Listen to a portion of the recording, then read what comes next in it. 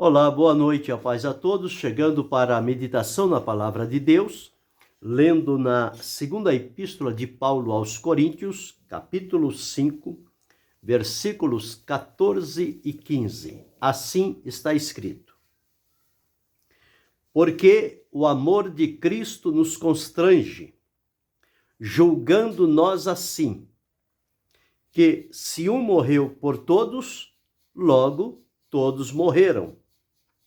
E ele morreu por todos, para que os que vivem não vivam mais para si, mas para aquele que por eles morreu e ressuscitou. Esse é o texto que vamos meditar nesta oportunidade, falando sobre quando Deus quer nos usar. Esse texto faz parte de um assunto que Paulo está tratando junto à igreja de Corinto, revelando a eles aspectos sobre o ministério da reconciliação que nos foi dado. Deus reconciliou o mundo consigo através de Jesus, e aqueles que, reconciliados por Jesus, agora recebem dele o ministério da reconciliação, ou seja, para estar na condição de representá-lo, de falar a sua palavra, de pregar o seu evangelho e de trazer pessoas para que sejam reconciliadas com o Senhor. Quando Paulo escreve este texto, ele diz que persuade os homens à fé, para que eles passem a crer em Deus.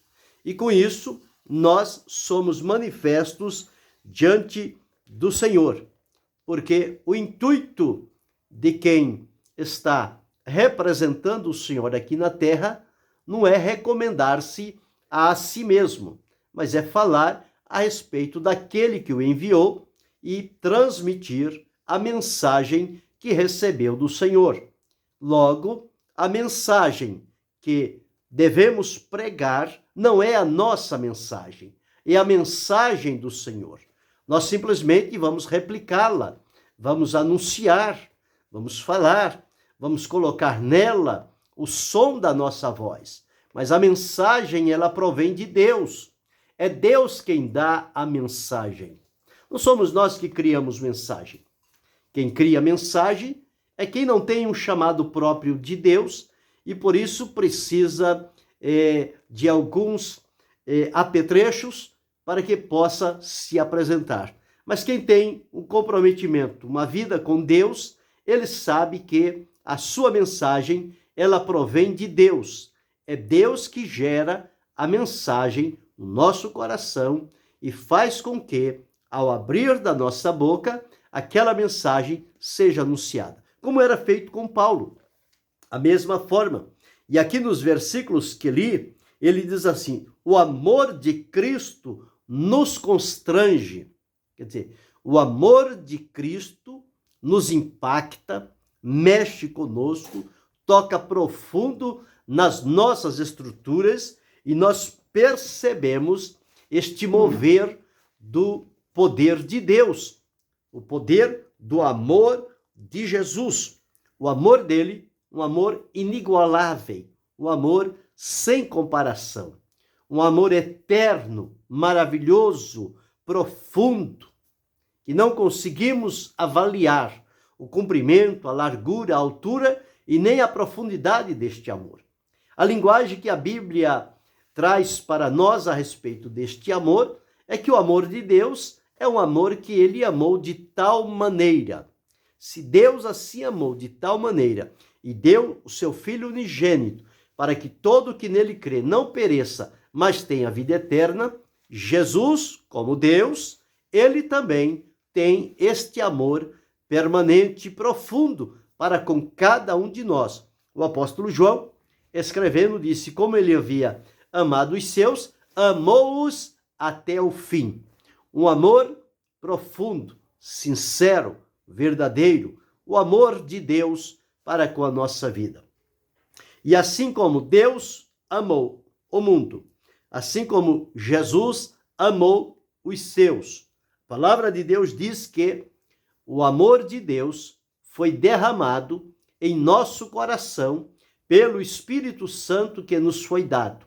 Quando nós olhamos esta expressão, o amor de Cristo nos constrange, ele leva-nos a nos posicionar diante do Senhor Jesus, sabendo o quanto custou a Jesus a nossa libertação, a nossa reconciliação com Deus, e agora este amor, ele se move em nosso coração a ponto de nos constranger, mover, nos colocar para uma ação, uma atitude. E aqui diz o seguinte: porque o amor de Cristo nos constrange.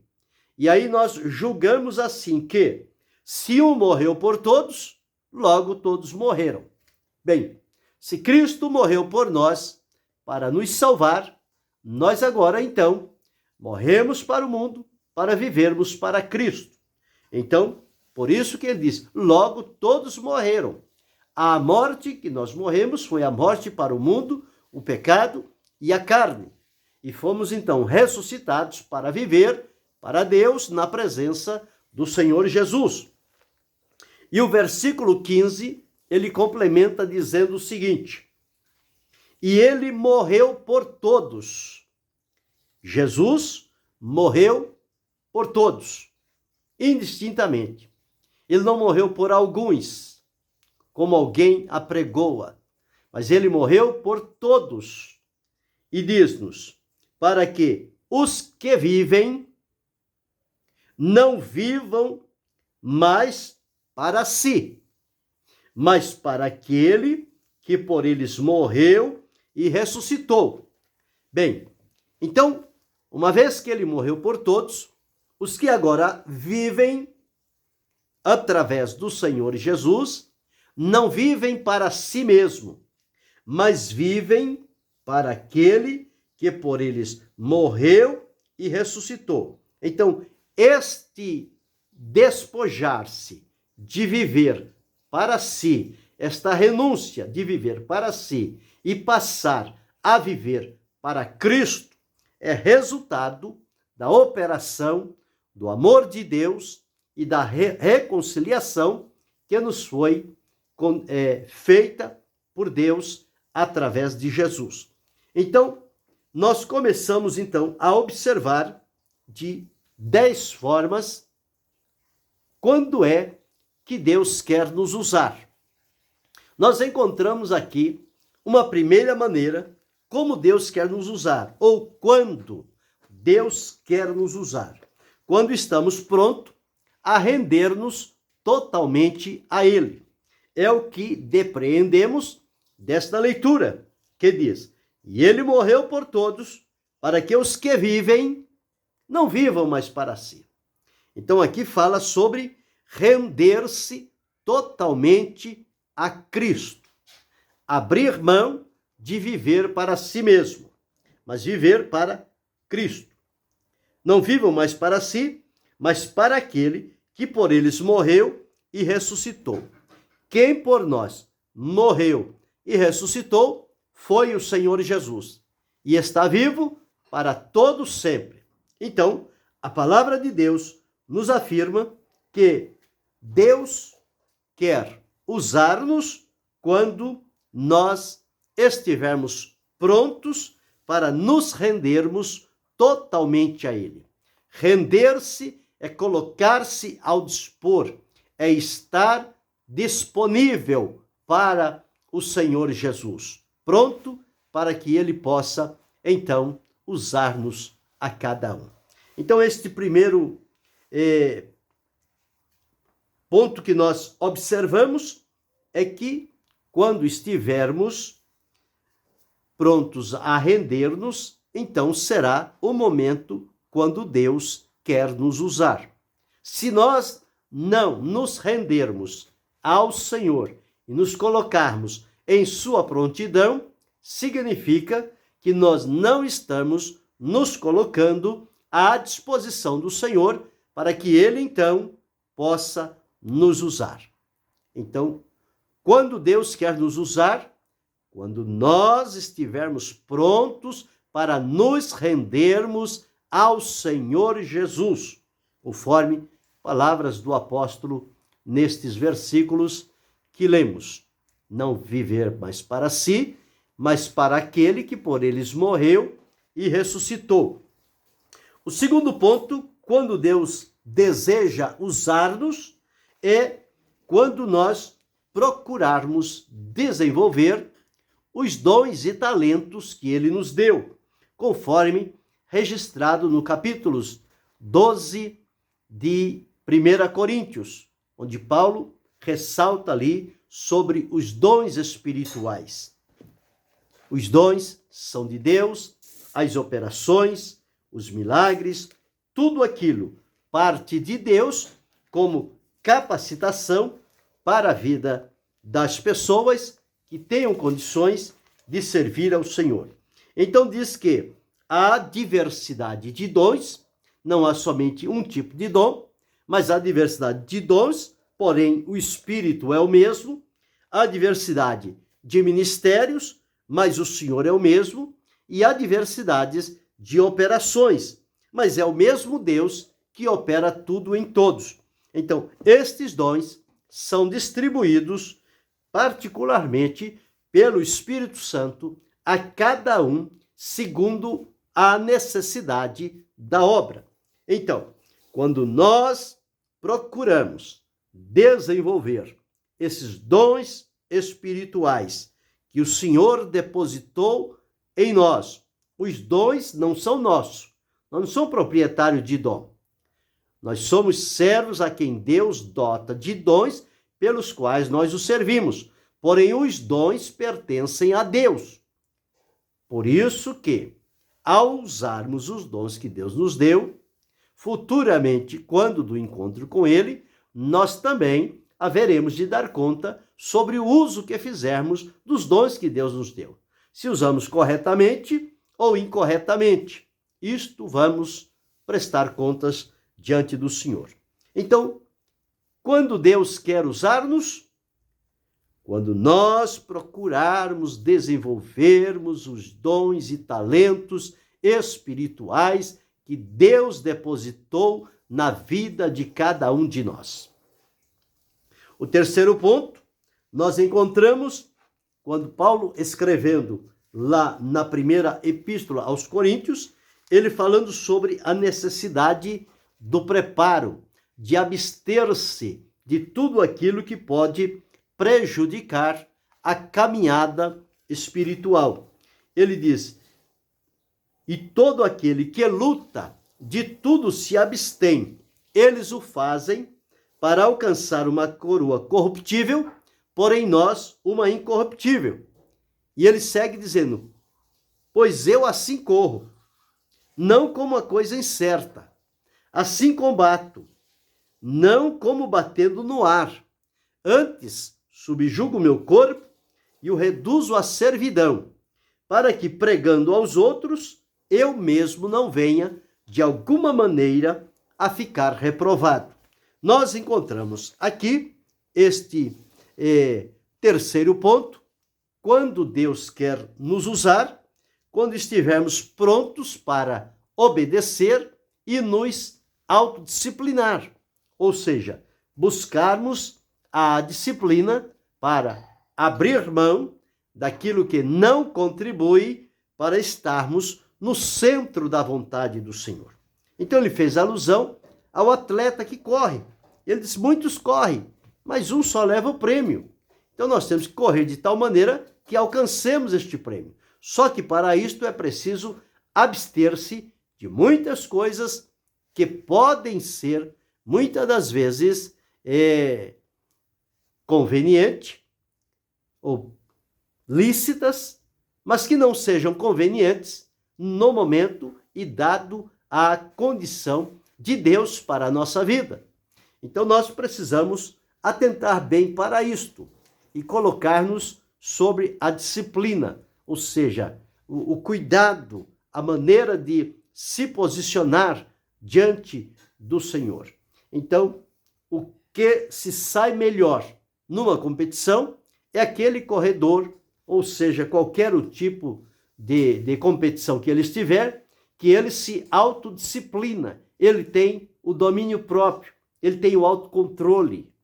Então, na vida cristã, nós também dependemos deste autocontrole, conforme a palavra de Deus diz que é um dos frutos do Espírito Santo, que é chamado domínio próprio. Então, em terceiro lugar, nós encontramos aqui que nós estaremos prontos para sermos usados por Deus quando passarmos, então, a obedecê-lo e nos colocar como disciplinados, preparados e treinados para servi-lo. Este é o terceiro ponto, quando Deus quer usar-nos. O quarto ponto nós encontramos quando Salomão, escrevendo o livro de Eclesiastes, ele disse para o seguinte: quando se apresentar diante do Senhor, guarda o teu pé, quando entrares na casa de Deus, inclina-te mais a ouvir do que a oferecer sacrifícios de tolos, pois não sabe que fazem mal. E o versículo 2 diz: não te precipites com a tua boca, nem o teu coração se apresse a pronunciar palavra alguma diante de Deus, porque Deus está nos céus e tu estás na terra, pelo que sejam poucas as tuas palavras. Então, este quarto ponto, quando Deus quer usar-nos, quando nós usarmos o tempo que nos é dado para ponderar, considerar, avaliar, procurar entender o tempo que Deus colocou à nossa disposição, e isto fazermos de acordo com o que encontramos na palavra do Senhor. Não ficarmos somente na fala, mas ponderar, considerar e tirar lições preciosas daquele momento tão necessário e oportuno. O quinto ponto, nós encontramos que quando Deus deseja usar-nos, é quando nós estivermos, então, usando o tempo com sabedoria. O próprio Salomão, escrevendo, disse: Deus deu um tempo para cada coisa, e debaixo do céu há tempo para todas as coisas, porém, cada uma no seu devido tempo. Então, quando nós usarmos o tempo com sabedoria, Paulo orientou muito isto, usando de sabedoria, aproveitando bem o tempo e as oportunidades, porque os dias são maus. Então, a única maneira de usar bem é usá-lo com sabedoria. Então, este quarto ponto, nós encontramos que, quinto ponto, nós encontramos que quando usarmos o tempo com sabedoria, será este o momento em que Deus quer usar-nos. Então, nós já observamos aqui em 5 pontos sobre quando Deus quer usar-nos. Primeiro, quando estivermos prontos a nos render totalmente ao Senhor. Segundo, quando procurarmos desenvolver plenamente os dons e talentos que Ele depositou em nós. Terceiro, quando nós estivermos prontos para obedecer e termos o domínio próprio.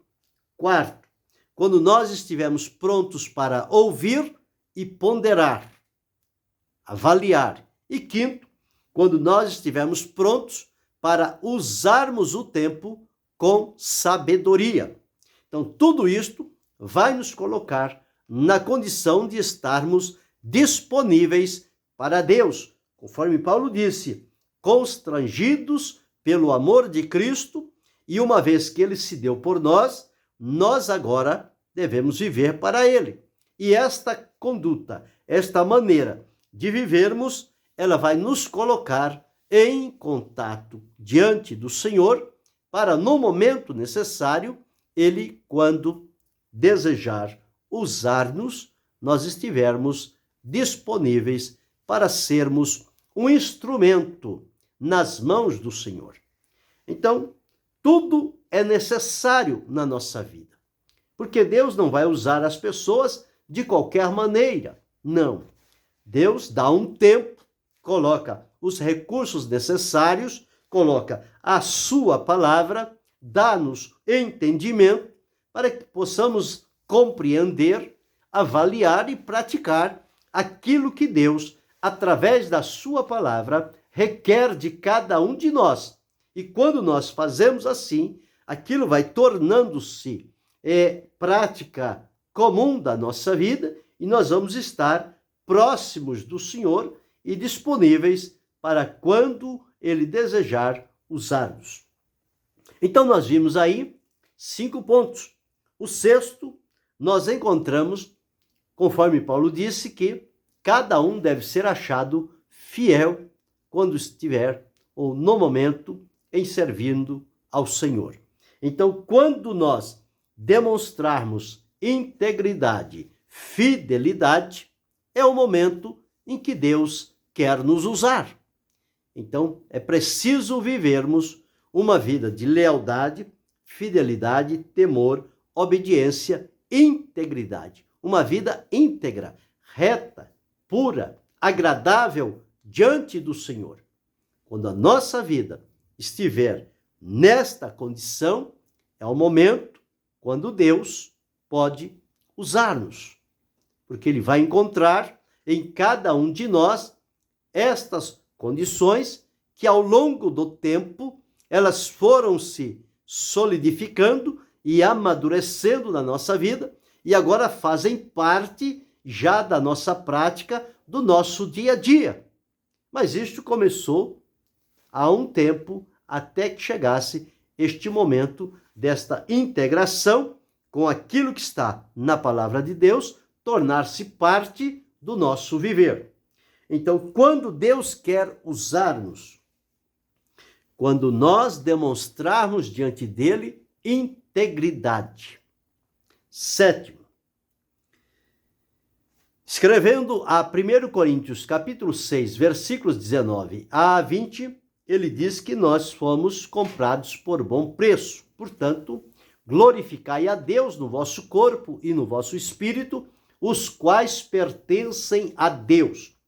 Visto que o nosso ser pertence a Deus, o nosso corpo, o nosso espírito pertence a Deus, porque fomos comprados através do sacrifício de Jesus, nós agora temos o dever de glorificá-lo, tanto no espírito quanto no corpo.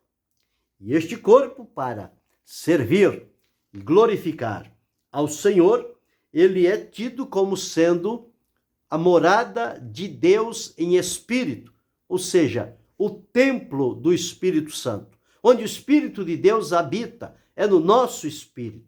Então nós precisamos ter este devido cuidado com a nossa vida, tanto o corpo quanto o espírito, para estarmos voltados unicamente para servir ao Senhor, conforme Ele requer de cada um de nós.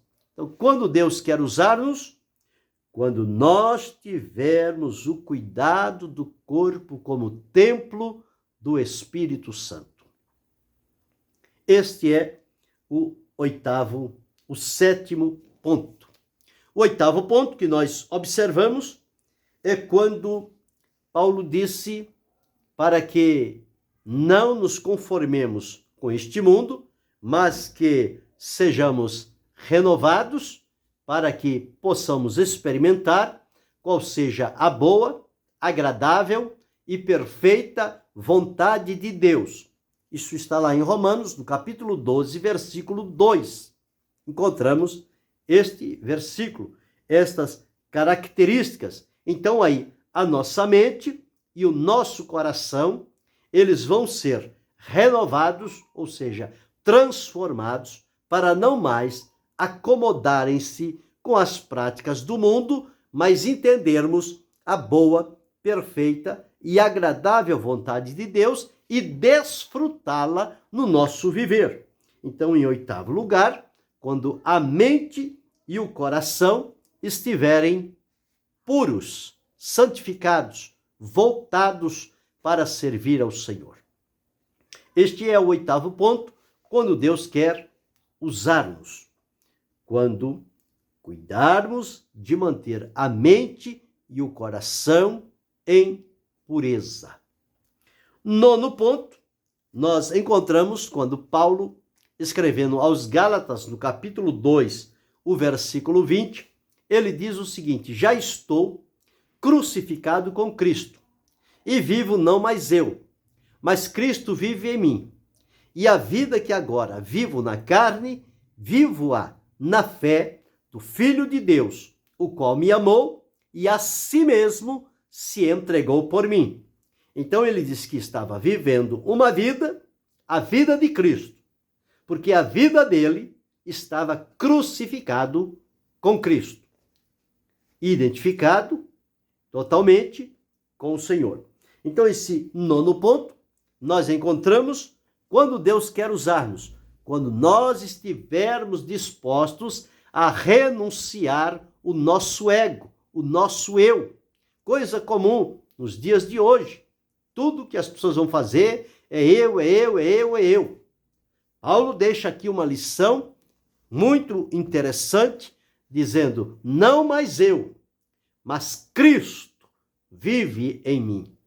Então é preciso que haja esta renúncia do eu, para que possamos estar então disponíveis a estarmos crucificados com Cristo e vivermos a vida de Cristo em nós. De que forma? Pela fé. Conforme ele disse, e a vida que agora vivo, vivo-a na fé do Filho de Deus, o qual me amou e a si mesmo se entregou por mim. E o 10º ponto, nós encontramos que nós só estaremos prontos para sermos usados por Deus quando, na verdade, atentarmos para a orientação do capítulo 13 da primeira epístola de Paulo aos Coríntios, onde fala sobre o amor de Deus, ou a caridade. O amor que provém de Deus é um amor desinteressado, é um amor que ajuda, que socorre, que livra, que está pronto. Não é um amor só de palavra, faz de conta. Não, amor humano, amor interesseiro, não, mas é o amor de Deus. Então, quando Deus deseja usar-nos, quando estivermos prontos para desenvolvermos esse espírito de amor, lembrando que em Romanos, no capítulo 5, versículo 5, diz que o amor de Deus está derramado em nosso coração pelo Espírito Santo que nos foi dado. Então, o Espírito Santo já entronizou em nós o amor de Deus. E este amor de Deus é para que nos amemos uns aos outros e servimos ao Senhor com amor, com alegria e com gratidão. Então, quando Deus deseja usar-nos, nós observamos aí várias situações pelas quais o Senhor Deus deseja usar-nos. Depende de nós, da nossa conduta, do nosso cuidado em nos colocar diante destas propostas que nos são feitas, baseadas na palavra de Deus, e assim então, quando seguirmos por este caminho, certamente nós estaremos prontos para Deus usar a cada um de nós como Ele quer, da maneira, no lugar que Ele quer. Mas Ele precisa encontrar em mim, em você, em cada um de nós, elementos que sejam recomendáveis diante do Senhor. Uma vida que lhe agrade, para que daí então possamos estar nas mãos do Senhor, para que Ele, por graça e misericórdia, ao manifestar em nós o poder do seu Espírito Santo nos faça instrumentos da sua vontade. Então, nós listamos 10 maneiras como podemos estar prontos para sermos usados pelo Senhor.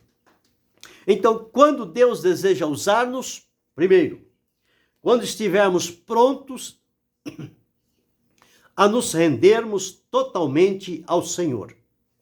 Segundo, quando procurarmos desenvolver plenamente os dons e talentos que Deus confiou a cada um de nós. Terceiro, quando estivermos prontos para obedecer e nos autodisciplinar, ou seja, tivermos o domínio próprio. Quarto, quando nós usarmos o tempo com sabedoria. Quinto, quando estivermos prontos para ouvir e considerar o que Deus e a sua palavra estão a nos dizer. Sexto, quando demonstrarmos integridade, totalmente devotado a Deus. Sétimo, quando cuidarmos do nosso corpo como templo do Espírito Santo. Oitavo, quando cuidarmos em manter a mente e o coração em pureza diante do Senhor. Nono, quando estivermos prontos a negar o nosso eu, a nos crucificarmos com Cristo. E décimo, quando estivermos prontos para desenvolver o espírito de amor cristão de uns para com os outros, o amor de Deus. Então este é o caminho que temos nesta oportunidade, orientando-nos por onde caminhar e seguir e quais atitudes requer de nós para que estejamos disponíveis para quando Deus quiser usar-nos, Ele nos encontre prontos na sua presença. Guardemos isto, procuremos a cada dia colocar em prática e reordenar aquilo que não está dentro deste propósito, mas que possamos ter graça de Deus e coragem para renunciar aquilo que saibamos não contribuir para a nossa conduta diante do Senhor. Nós devemos abrir mão, renunciá-la e procurar nos ajustar àquilo que Deus espera de nós e com certeza seremos um instrumento nas mãos do Senhor e o glorificaremos pela maneira tão maravilhosa com que Ele fará uso de cada um de nós no seu querer, no seu tempo e na sua vontade. E que Deus continue abençoando-nos em Cristo Jesus, não só hoje, mas para todo sempre. Amém.